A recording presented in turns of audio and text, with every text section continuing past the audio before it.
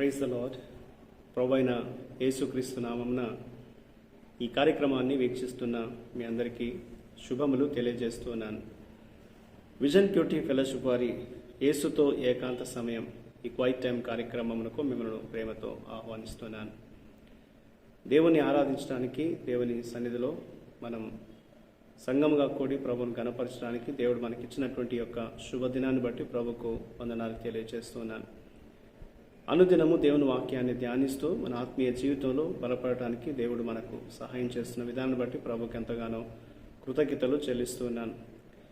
మనం ద్వితీయోపదేశకాండం ధ్యానం చేస్తున్నాం. ఈరోజు మన ధ్యానం కొరకై ఏర్పాటు చేయబడిన లేఖన భాగము ద్వితీయోపదేశకాండము 23వ అధ్యాయము మొదటి 18 వచనాలు. ముందుగా ఈ భాగంలో 3వ వచనం నుండి 5వ వచనం వరకు చదువుకుందాం. అమ్మోనీయుడే గాని మోయాబీయుడే గాని యెహోవా సమాజంలో చేరకూడదు. వారిలో 10వ తరము వారైనను ఎన్నడూను యెహోవా సమాజంలో చేరకూడదు. ఏలయనగా మీరు ఐగుప్తు నుండి వచ్చుచుండగా వారు అన్నపానములు తీసుకొని మిమ్మను ఎదుర్కొన రాక నిన్ను శపించుటకు బహుమానము ఇచ్చి నదుల యరాములోని పేతోరులో నుండి నీకు విరోధముగా బేయేరు కుమారుడైన బిలామును పిలిపించిరి. అయితే నీ దేవుడైన యెహోవా బిలాము మాట విననొల్లకుండెను. నీ దేవుడైన యెహోవా నిన్ను ప్రేమించను గనుక నీ దేవుడైన యెహోవా నీ నిమిత్తము ఆ శాపమును ఆశీర్వాదముగా చేసెను. ఈనాటి లేఖన భాగం ఆధారంగా మనం ఏర్పాటు చేసుకున్న అంశం ఏదనగా ఒక పరిశుద్ధమైన సమాజము, ఏ హోలీ కమ్యూనిటీ. నేటి వాక్య భాగం యొక్క సారాంశాన్ని మనం గమనించినట్లయితే దేవుణ్ణి ఆరాధించే సమాజము పరిశుద్ధంగా ఉండాలి. అన్యుల ఆచార ప్రకారము నిర్మూలించబడిన వారు వేశ్యల పిల్లలు, అమ్మోనీయులు మరియు మోయాబీయులు కానాను దేశంలో ప్రవేశించినప్పుడు ఇశ్రాయేలును శపించడానికి వారు ప్రయత్నించినటువంటి వారు. కాబట్టి వారు సమాజంలో చేరరాదు అనేది లేఖనంలో మనం చూస్తూ ఉన్నాం. 3వ తరం వారైన ఎదోమీయులు, ఐగుప్తీయులు అప్పటికే సమాజంలో సభ్యులుగా చేరి ఉండవచ్చును. ఎందుకనగా ఎదోమీయులు ఇశ్రాయేలు సహోదరులు, ఐగుప్తీయులు గొప్ప కరువు కాలంలో ఇశ్రాయేలును స్వాగతించారు, వారికి మద్దతునిచ్చి ఉన్నారు. ఆదికాండం 46లోను ద్వితీయోపదేశకాండం 23 మొదటి 8 వచనాల్లో మనం ఈ విషయాలు గమనిస్తున్నాం. యుద్ధ సమయాల్లో కూడా ఇశ్రాయేలీలు పరిశుద్ధంగా ఉండాలి. ఇశ్రాయేల్ యొక్క సాంఘిక సంక్షేమ వ్యవస్థ, వారి ఉద్యోగాలు మరియు ఆర్థిక వ్యవస్థ, వీటన్నిటిని కూడా వారు పరిశుద్ధంగా ఉంచాలి, పరిశుద్ధపరిచి వాటిని సరిగ్గా చూసుకోవాలి.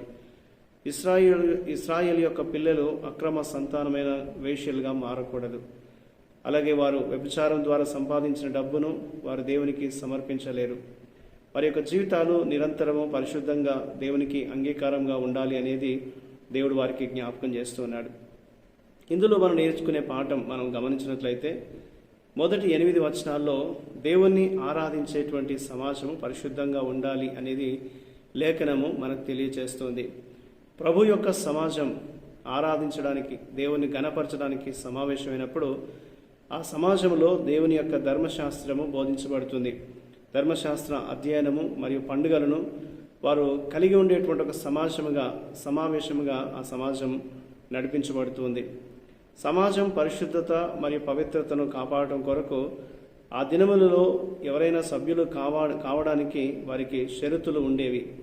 వారు సభ్యులుగా మారటానికి కొన్ని షరతులు వారు పాటించాల్సి ఉంది. సమాజంలోకి ప్రవేశించే అన్ని అడ్డంకులు కూడా ఈ రోజున యేసు ద్వారా విచ్ఛిన్నం చేయబడినవి. కాబట్టి యేసు ద్వారా అన్ని మనకు విచ్ఛిన్నం చేయబడి మనకు ప్రవేశం దొరికినప్పటికీ సంఘం యొక్క పరిశుద్ధతను మరింత దృఢంగా కాపాడుతూ ఉండాలి. మన పరిశుద్ధతను స్థిరంగా ఉంచుకోవాలి. కాబట్టి మన సంఘాల్లో మన పరిశుద్ధతకు, మన పవిత్రమైన జీవితానికి ఆటంకం కలిగించేటువంటి అంశాలు ఏమైనా ఉన్నవా అని మన సంఘాలను మనం పరీక్షించుకోవాలి. అలాగే 15 నుండి 16 వచనాలు మనం గమనించినట్లయితే రాజకీయాల కంటే ప్రజల యొక్క బాగోగులు, ప్రజల యొక్క స్థితిని వారు ముందు గమనిస్తూ ఉండాలి.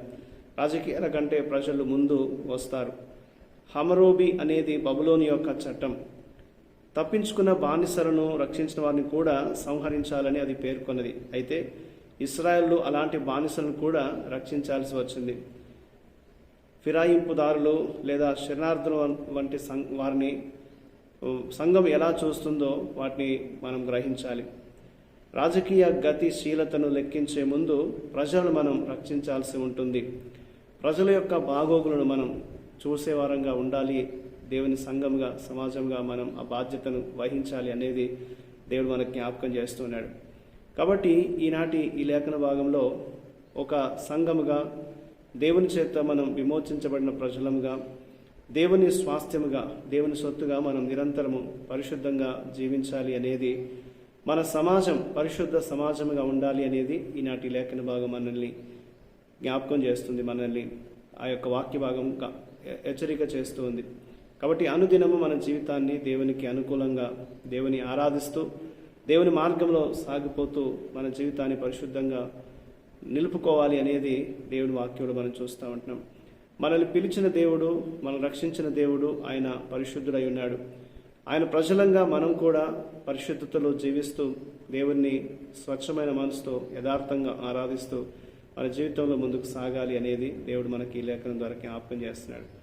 ఆ విధంగా దేవుడు మనల్ని నడిపించినట్లు దేవుని సహాయాన్ని కోరుతూ చిన్న మాట ప్రార్థన మనం దేవునికి సమర్పిద్దాం. మా ప్రియ పరలోకపు తండ్రి, మేము మీకు చెల్లించే ఆరాధనకు అదనంగా ప్రభా మా జీవితకాలం అంతా మీకు పరిశుద్ధంగా మరియు ఆమోదయోగ్యంగా ఉన్నట్లు మా జీవితాల్ని ప్రభా మీరు సరిచేయమని, మీకు ఇష్టంగా మార్చమని మమ్మల్ని మీకు అప్పగించుకుంటూ యేసుక్రీస్తు నామమున ప్రార్థిస్తున్నాను తండ్రి, ఆమేన్. ప్రియులారా, మీరు సమయం తీసుకొని ఈ యొక్క వాక్య ధ్యానం విన్నందుకై మీకు ప్రత్యేకమైన వందనాలు. ప్రతిరోజు మీకు అందించబడుతున్న ఈ అనుదిన ధ్యానాలు మీకు మేలుకరంగా ఉన్నట్లయితే మీ యొక్క అనుభవాలను మాతో పంచుకోవాలని కోరుతూ ఉంటున్నాను. ప్రభు కృప మనకు ఎల్లప్పుడూ తోడై ఉండి కాపాడును గాక. ఆమేన్.